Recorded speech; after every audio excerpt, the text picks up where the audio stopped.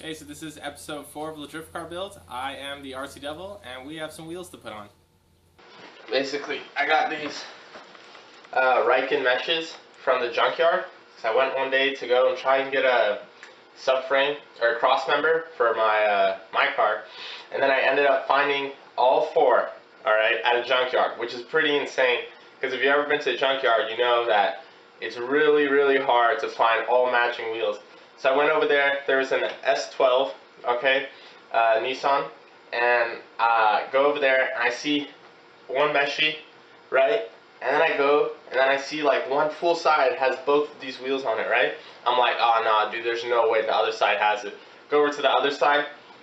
It has them all, right? And there is only like one lug nut on each one holding it on, okay? And then I saw another guy right next to me, and he also saw the wheels. Man, dude, I started like sprinting back to the area to go pick up a cart and my lug nut wrench, and then I ran back over here, I'm taking them all off, and then I got them. So it's pretty cool to find Rikens in a Junkyard. So that's where these come from. They're 15x7 offset of 0, which is pretty cool because I wanted to get 15s anyways, but didn't really want to get like XXRs or anything. Only bad part is the massive amounts of curb rash, and of course all the paint and everything, but it's going to get refinished over probably like winter break or something, so no big deal. And I got some tires for it. These are Hankook Ventus V2s. Alright, 195, 55, 15. They have a 500 tread wear, so we'll see how that goes. But this is how it looks like that, yeah. We're going to go ahead today and we're going to mount it up, and then we're also going to get an alignment, and we're going to lower the front down a bit as well, so that way it doesn't look all crooked and stuff. Alright, so that's our plan for today. Let's go out there. This is how the car sits right now. Usually, what is it, Rota Grids right here, 17x9 with an offset of 25. These are up front. I have no clue what these wheels are. They're like 15x7 with an offset of about 35. Okay, and also you can see the huge gap over here. And then it's all nice and low over here. So what I'm going to do is basically just make it even throughout the car as far as height goes, and then I'm going to switch out these 2 wheels for the Rikens. Okay, now I know what you're thinking. Oh, why get rid of the Rotas, bro? But the thing is that the Rotas, there was 3 Rotas that came with the car, and then the 2 wheels in the front, which were like generic. I have no idea what they were. Okay. 2 of the Rotas that were on the car were cracked, alright? So this crack right here.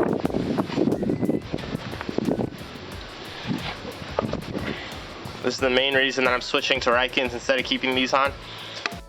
Here's the other wheel. See this crack? Big one. All jagged edge, has some silicone, looks down, even looks cracked. This one loses air over time too.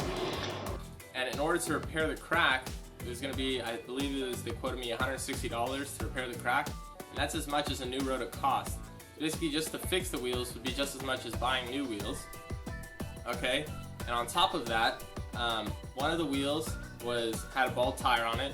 The other one had a tire with like a huge gaping sidewall, like the sidewall was torn on it. It still held air, but it still leaked, but it had a tear in it. And then the third tire of the bunch had like plugs in it because it was like patched before, and of course they were all mismatching. The front ones, I just didn't like those wheels because, you know, like no brand or whatever, so I didn't like that. So, and on top of that, there's 17s, which 17s are more expensive to buy tires for. So I was thinking of, if I'm gonna go drift and shred tires, I don't want to pay for 17-inch tires every single time I go, because, you know, more money obviously.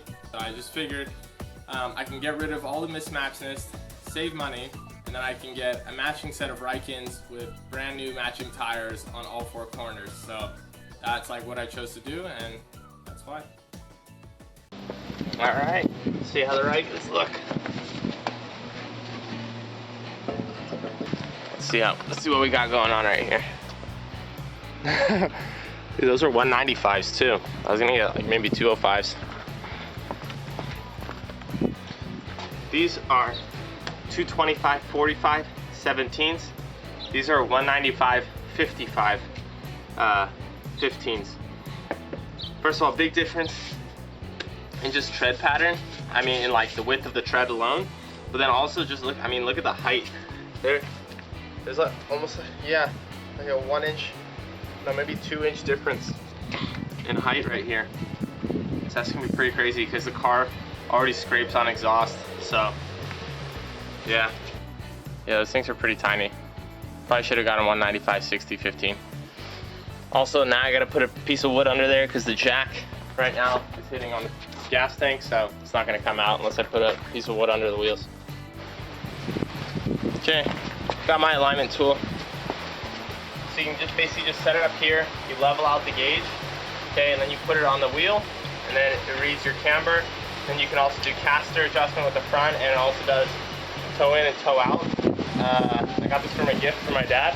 It was $160 off eBay used, and it came with the toe adjustment, so it's pretty cool. You get to do alignments all yourself and everything, which is good if you want to constantly make adjustments. But right now, I'm thinking of raising this actually because, I mean, like my exhaust hit on these wheels and tires for the Rotas, they were about like 1 inch to maybe 2 inches higher. So now I'm rolling like 2 inches lower. Like, dude, this exhaust right now is sitting like about like the 3 fingers off the ground. Yeah, I might need to raise it. Alright, so just measured it with this, and this wheel right now is at negative 4.5 degrees of camber. That's a lot. I mean, I already knew that beforehand because I already did the measurement. I'm going to see what I can do with the stock adjustment, see if I can bring it out some, because I don't like a lot of camber in the back. So I'm going to see the other side and see how much that one is at. Yeah, and then the other side right now is running 3.5 degrees, negative 3.5 degrees of camber. I have no, and that one seems sunken more than this one, so I have no clue. And then I put Rikens on the front. Let's go look at this. That is pretty crazy because running almost max camber on that one. It's like negative 3 degrees. We'll see how that one goes. Pull it in a little bit more. Okay, so this is how the car is right now. I brought up the back about 1.5 inches, and basically that was almost about the difference in tire size, just because the 17s with 225 45s, they were just a little bit higher as far as like the height goes. So technically like the car is about the same height, but there's more wheel gap and everything just because the tire and everything is smaller. So right now I haven't done the camber in the front yet, or done really an alignment. All I did was just lower it and then put the wheels back on and then see how I like it. So right now it seems like at a pretty drivable, moderate height. I might bring it down just a little bit more all the way around, but right now it's pretty solid just for driving around. Now since I put a matching set of wheels on the car, and all with matching tires, I could finally see how the car sat all together. And needless to say, the car is completely messed up.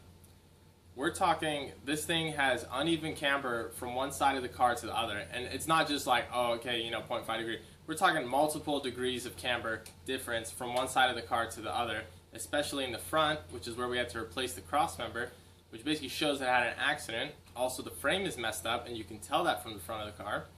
Alright, on top of that, the wheel spacing is completely messed up. Like this, the wheel spacing is just gone. One wheel is sunken in, no joke, probably that much compared to the other side, which is the driver's side. The driver's side, like the wheel pokes, and the other one is tucking hard. Okay, so this car, which was supposed to be a really nice build, and it was going to be done proper and everything, is now, sorry to say this, but basically this car is just junk now. Because the frame is completely messed up, front and back, even though the back can't really show it, but you definitely can tell.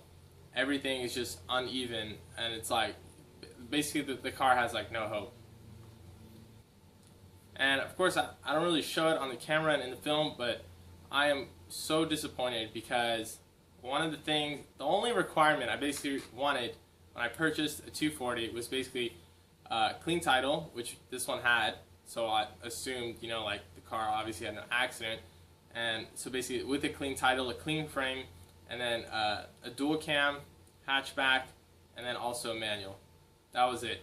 And basically like everything on this car is now just so destroyed.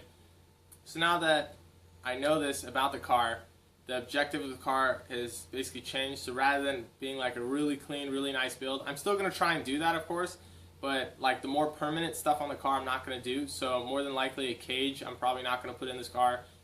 Shaving the engine bay and tubbing it, I probably won't be doing it on this car. And essentially I'm just going to try and fix the car and compensate for the frame damage, and then try and make it pretty clean, and then it's basically going to be driven on the track and have no regrets about smashing anything, which is actually kind of good. So it kind of worked out and it kind of didn't, because now I have a car that I can trash at the track and go hard in, and then even if something happens to the car, like no joke, if I smash into a wall at 30 miles an hour or 50 miles an hour, it's no regrets to me because I already know that the chassis was messed up. So rather than me smashing a clean chassis, I can basically go to the track worry-free now because I already know that the chassis is already messed up. So now in order to compensate for the chassis being completely messed up, I went and got adjustable front lower control arms to try and fix that camber issue in the front. Okay, so now I'm going to be installing some front lower control arms. They're fully adjustable, as well as the rear upper control arms right here. So both these can adjust camber, and then the front lower control arms can also increase like your track width and everything. But the main thing is I'm pretty sure that the frame is messed up quite a bit on this car. So like it seems like where the mounting points for the coilovers are, it's kind of like moved over an inch to one side. So what's happening is this wheel right here has more negative camber than the right wheel, even though this one is maxed out on positive setting on the camber top plates. So what I'm going to do is get these adjustable front lower control arms, and then I'm basically just going to bump out the wheel on the other side in order to get it to the camber setting that I want. So because the top plate's already maxed out on that side for negative, and I still want like about -3 degrees, I'm gonna go ahead and put these arms on and then bump it out some more. And then for the back, same thing, it's also messed up. So one side I believe has -3 degrees, other side has around -1 or -2. So what I'm gonna do, the rear upper control arms, and then we can go ahead and then bump it out and get some more camber adjustment, because I'm looking for about -5 to -1 degrees of camber. So should do that, and try do this pretty quick, simple, just put everything in, should be good to go.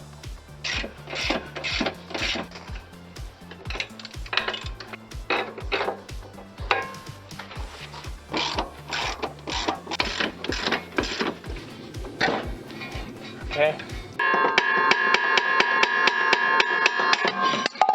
Jeez, that hurt.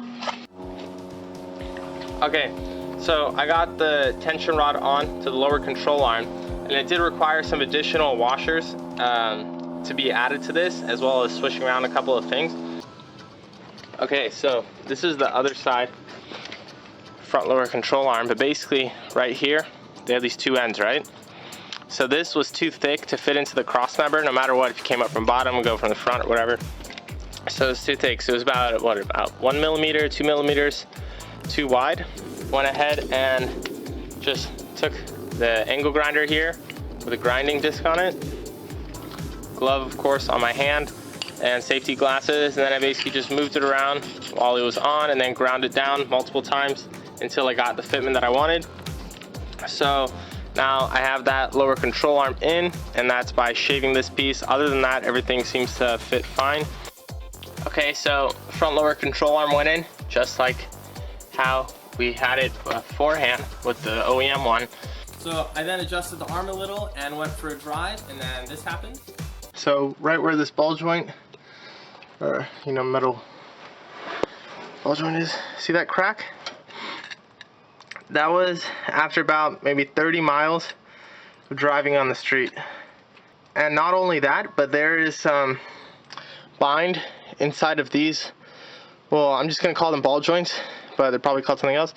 Inside of these ball joints right here, when you turn the wheel to the left, it starts popping, right? And it's just a whole bunch of bind over here. So I don't really like that. Not only that, but that's how much I adjusted out the arm, and it started getting extremely tight at this point to push out even farther. Right about here, that's when it was basically maxed out, I presume.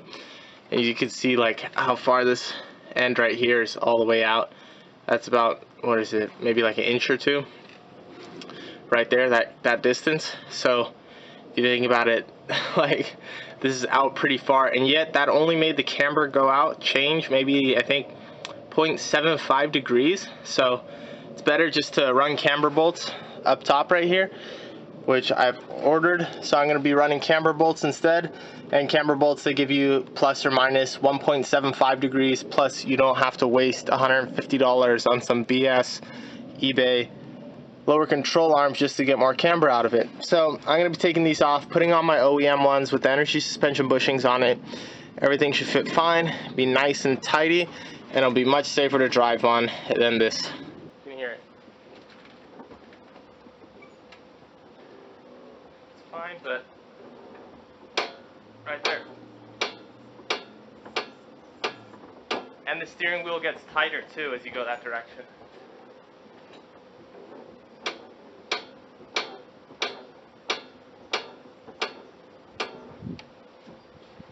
So definitely going to be taking out these arms. It's out now. All I got to do is unbolt the tension rod, find some new bolts to go through the tension rod to hold it to the old lower control arm, because because these bolts obviously aren't going to work because they're for this lower control arm. Other than that, yeah, it's out now. Everything is good. I'm ready to be bolted back in. Okay, so I got all the OEM arms back in. So here's everything connected up. These are the tension rod bolts that I had to buy and I got from AutoZone. And it's a M12 by 1.25, and it's 35 millimeters long. So that's basically just running down on both of those in order to replace the stripped out ones that were already on the Godspeed. So after dealing with that BS, I went ahead and installed the rear upper camber arms. Okay, so because the S13 is lowered and it squats in the rear, so we have some issues with negative camber, and the stock rear upper control arm doesn't really give you the adjustment for that.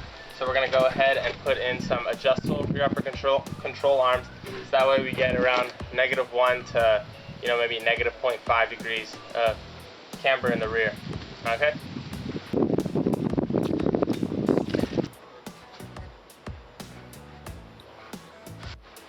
Two nuts have removed from the top of the coilover. Let me just go ahead, move it over, drop it down. Just take note of what position it is when you take it out so you can put it back the same way. And then just fit this baby in here. Alright, so there we go. Now the coilover is out. Now with the coilover out, we can just go ahead and remove the bolts that we undid for the rear upper control arm.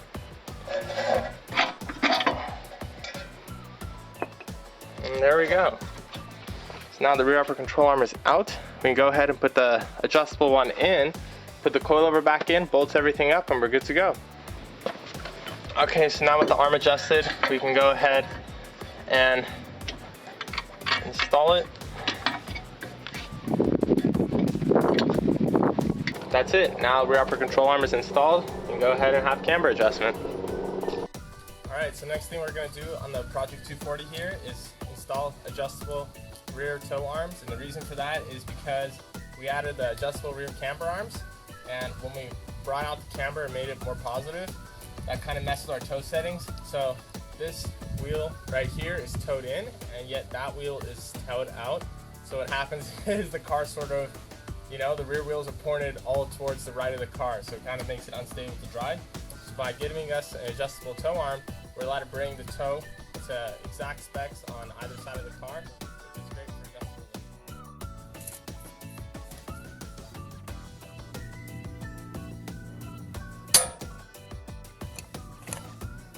Yeah, there we go. You hear that bang? Basically means it's loosened. Alright, so there we go. Toe arm is now installed. Alright, so there we go. Those are the two adjustable arms in now. So we are cool and good to go. Okay, so this concludes episode 4 of the Drift Car Build. I hope you guys enjoyed it, which is kind of a weird thing to say because you just found out the chassis is basically worthless and completely messed up. But if you want to stay updated on this build, you can go ahead and subscribe. And of course, if you like the video, you can go ahead and like it. Or if you just want to make my day and everything, you can go ahead and like it. And also, if you have any questions or anything like that, you can go ahead and leave it in the comments, and I usually respond to all questions within 24 hours. You can also send me a message if you want. But yeah, I am the RC Devil, and I'll see you guys next time.